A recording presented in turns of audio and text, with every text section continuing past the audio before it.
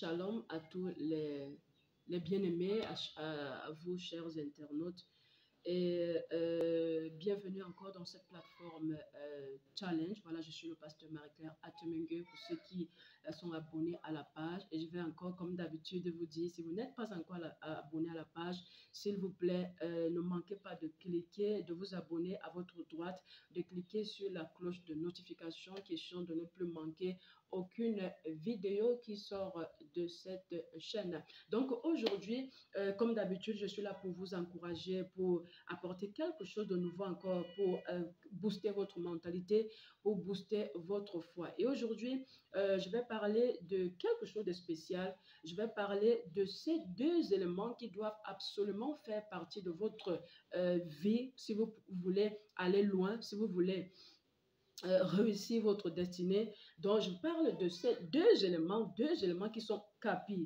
capitaux, voilà, qui sont très importants si quelqu'un veut aller loin. Je parle aujourd'hui de l'esprit du travail et l'esprit d'honnêteté. Le travail et l'honnêteté, ce sont des éléments qui définissent une personne. On veut savoir, pour savoir qui est une personne, il faut regarder le travail que la personne abat. Il faut travailler, il faut voir si la personne est honnête, parce qu'il faut dire que le travail et l'honnêteté vous ouvriront toujours les voies. Le travail et l'honnêteté vous distingueront toujours parce que ça va produire des résultats qui ne mentent jamais. Je vais vous dire une chose, peu importe le titre que vous pouvez porter, peu importe votre nom, votre niveau social, si vous ne produisez pas les résultats, bien aimé, l'on ne vous respectera pas. Vous allez voir, lorsque parfois nous allons dans les réunions familiales, c'est des personnes parfois qui donnent quelque chose, peu importe, même si la personne est insolente, même si la personne, même on dit que non, la personne si est dans les sectes, mais à cause de ce que elle donne de l'argent, elle donne le papier, comme on a l'habitude de dire, on va donner l'honneur qu'il faut à cette personne.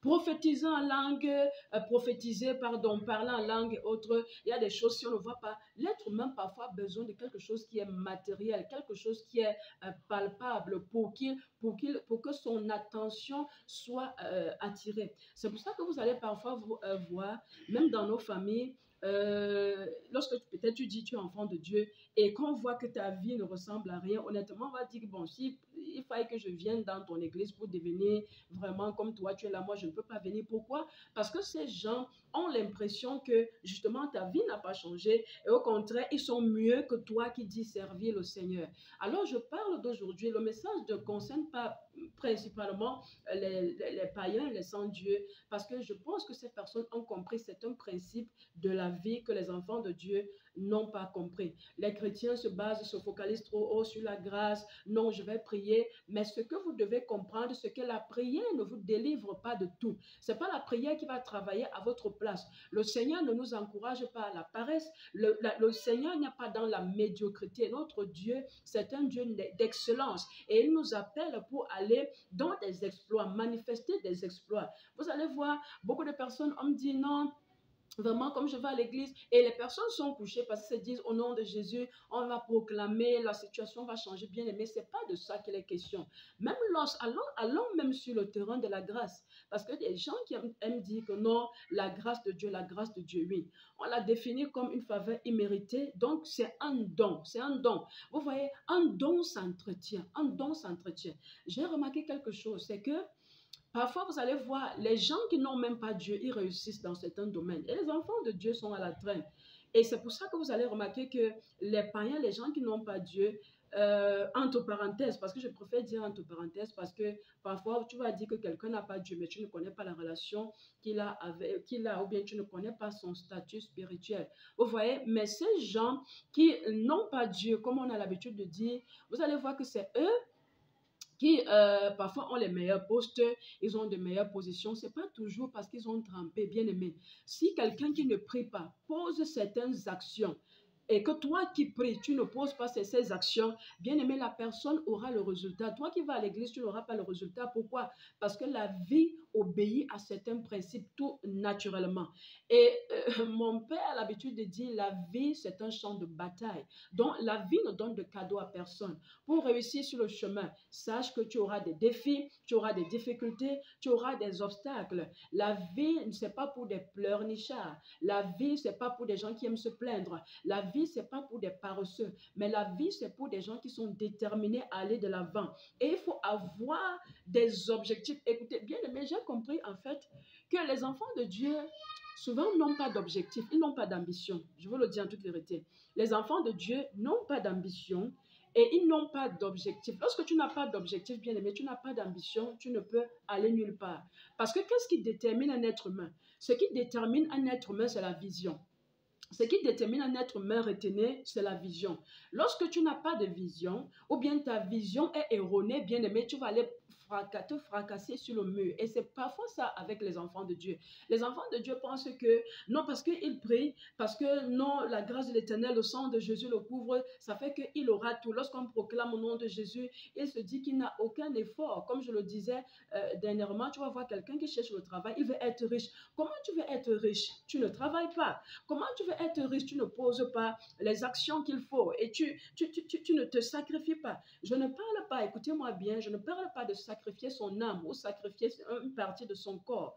Mais ce que vous devez comprendre dans cette vie, c'est que chaque chose a un prix. Chaque chose a un prix. Même lorsqu'il y a le prix pour réussir, même lorsqu'on parle peut-être dans le ministère en tant qu'homme de Dieu, il y a le prix de la consécration. Ça veut dire, pour réussir, tu vas te priver peut-être de tes amitiés pour réussir. Tu vas te priver du temps, tu vas sacrifier ton temps pour réussir. Tu vas sacrifier parfois des heures de sommeil pour réussir. Dans tous les cas, tu dois sacrifier quelque chose. Tu vas sacrifier tes relations. Il y a des moments pour aller loin. Il y a des moments où il faut te couper un peu du monde pour avancer. Donc, pour avancer et réussir dans la vie, tu as besoin de travailler. Travailler, c'est ça qui produit le résultat. Les gens te respecteront lorsqu'ils verront le résultat que tu es en train de produire. Il y a des gens, tu n'auras même pas besoin de discuter avec eux. Des gens, parfois, peuvent dire que non, tu es sorcier.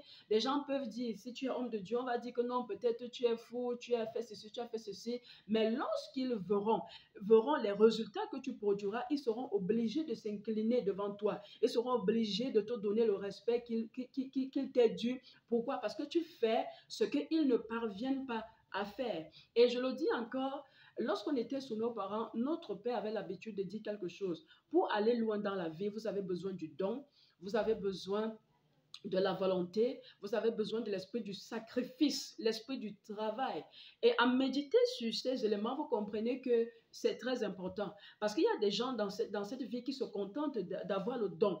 Je vous dis, même si c'est, je ne sais pas, Lionel Messi, je ne sais pas trop ceux qui voient le foot, je ne sais pas trop ces personnes qui sont talentueuses, ces personnes travaillent. Si c'est pour le chant, ces personnes répètent. Vous pouvez avoir un don, mais si vous ne le travaillez pas, ce don va finir par mourir, ou bien vous n'allez pas exceller. Une personne qui n'a pas de don, mais qui a la détermination pourra même faire ce que vous ne faites même pas. Donc, et il faut avoir la volonté pour réussir, et l'esprit du sacrifice. Donc, tu vas te sacrifier, tu dois travailler pour la cause à laquelle tu crois, tu dois travailler pour ce que tu estimes être juste pour avancer. Donc, ne te limite pas. Les enfants de Dieu sont des paresseux. Je vais vous dire la vérité. Les enfants de Dieu, ils sont des paresseux. Ils n'arrivent, et je bénis le Seigneur pour ceux qui ont commencé à comprendre ces choses. Et c'est pour ça que vous allez voir, la Bible dit dans le livre d'Ecclésiaste, les princes vont à pied, pendant que les esclaves vont à cheval. Vous voyez, avec l'esprit de Dieu que nous avons, c'est l'esprit de l'excellence, c'est l'esprit des exploits. Mais comment ceux qui ont l'esprit de Dieu sont dans l'abaissement? Comment ceux qui ont l'esprit de Dieu, regardez souvent dans les églises, la plupart, vous allez voir, c'est souvent les chômeurs, et pas parce que les gens n'ont pas de qualifications, pas parce que les gens ne peuvent pas se lever, mais c'est parce que les gens, c'est comme si on a fait un lavage de cerveau, ils se disent que non, vraiment, avec Dieu, je n'ai plus besoin de faire d'efforts, parce que le Seigneur me donne tout sur place. Non, bien aimé, ne confondons pas les choses et n'interprétons pas mal la parole de Dieu. Tu as besoin de prendre tes tes responsabilités, peu importe ce que tu vas faire, commence à faire quelque chose. Et le Seigneur bénira, lui qui dit, on ne méprise pas les jours des faibles commencements. Peu importe, même si c'est un fonds de 1000 francs, trouve à faire, quelque chose à faire avec 1000 francs, trouve quelque chose à faire avec 5000, trouve quelque chose à faire avec 10 000, si c'est à ton niveau. Le problème, c'est que les enfants de Dieu souvent pensent qu'ils vont devenir prospères subitement, ils vont devenir riches subitement, et ne veulent pas commencer à zéro pour avancer. Non, parce que notre Dieu est un Dieu d'excellence. Oui, Dieu est un Dieu d'excellence, mais c'est lui aussi qui dit qu'il ne méprise pas les faibles commencements. Fais tout ce que ta main trouve à faire et le Seigneur bénit l'œuvre de tes mains. Donc, toi qui dormais, lève-toi aujourd'hui. Donc, en dehors le premier élément, nous en avons parlé, l'esprit du travail. Ça veut dire que si tu dormais, ça veut dire commence à écourter tes heures de sommeil. Tu es un chômeur, tu n'as pas besoin de faire une grasse matinée. Lève-toi très tôt et cherche quelque chose à faire. Et il faut également que tu sois défini par l'honnêteté. Bien aimé, une personne qui est honnête finit toujours par se démarquer. Beaucoup ont échoué les tests à cause de la malhonnêteté, même ceux qui se disent être enfants de Dieu. Parfois, tu as quelque chose, peut-être tu es en shopping, tu es en boutique, ou bien tu prends un enfant de Dieu, soi-disant frère en Christ, sœur en Christ, pour venir travailler dans ta maison. Tu vas découvrir que les choses disparaissent dans ta maison, les choses disparaissent dans ton magasin, les choses disparaissent dans ton entreprise parce que la personne est en train de soutirer. Parce que si on ne fait pas confiance au monde, on se dit que non, vraiment, les enfants de Dieu, avec la crainte de Dieu, non, ma soeur, dans la même église, avec tous les enseignements que notre pasteur nous donne, la personne, au contraire, c'est la personne qui vient te ruiner, bien aimé. Alors que tu as l'honnêteté finit toujours par nous distinguer. Et je vous dis, un être humain se distingue par l'honnêteté. Un être humain se distingue par la parole qui sort de sa bouche. Lorsqu'on remarque que tout ce que tu dis est vrai, ou on remarque que tout ce que tu dis, tu fais toujours l'effort de l'accomplir, bien aimé, je vous le dis en toute vérité, vous serez distingué autour de vous. On saura que vous êtes exemplaires. Il y a des gens à qui on a fait des épreuves, on a tendu des pièges juste pour voir à quel niveau est-ce qu'ils pouvaient aller et ils sont tombés dans le piège. Vous voyez, des gens parfois qui ont une apparence de sainteté, mais en fait vraiment qui sont des loups ravisseurs au-dedans d'eux. Donc l'apparence là, ce n'est rien. Il faut aller à l'intérieur. C'est une carapace juste. Donc il faut faire très, très, très attention. Tu veux réussir, commence à soigner ta mentalité. Tu veux réussir, sois honnête.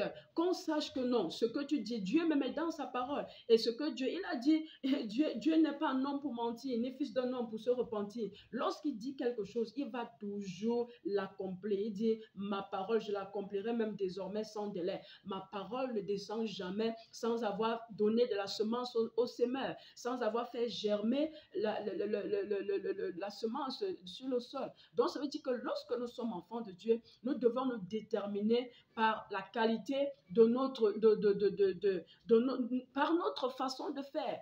C'est ça qui doit même nous définir. Il y a des gens, parfois, ils vont au marché, ils vont à la boutique, ils voient bien que le vendeur, le commerçant leur a donné peut-être un 100 francs de plus, un 200 de plus. C'est pas même qu'ils se rendent compte de cela plus tard. C'est devant eux, ils se rendent compte de ça, là. Mais ils disent que non, le Seigneur m'a béni et ils partent avec. Vous voyez, c'est de la malhonnêteté. Vous pouvez remettre, si vous vous rendez compte que non, on vous a donné de l'argent en trop, dites que non, vraiment, vous vous êtes trompé dans vos calculs et vous remettez l'argent qui revient à la personne. Beaucoup de personnes pensent que la bénédiction de Dieu, c'est dans la malhonnêteté. Non, Dieu ne bénit pas dans la malhonnêteté. Toute soi-disant bénédiction que vous aurez dans la malhonnêteté, vous allez finir par la perdre parce que la Bible vous qualifie de méchant.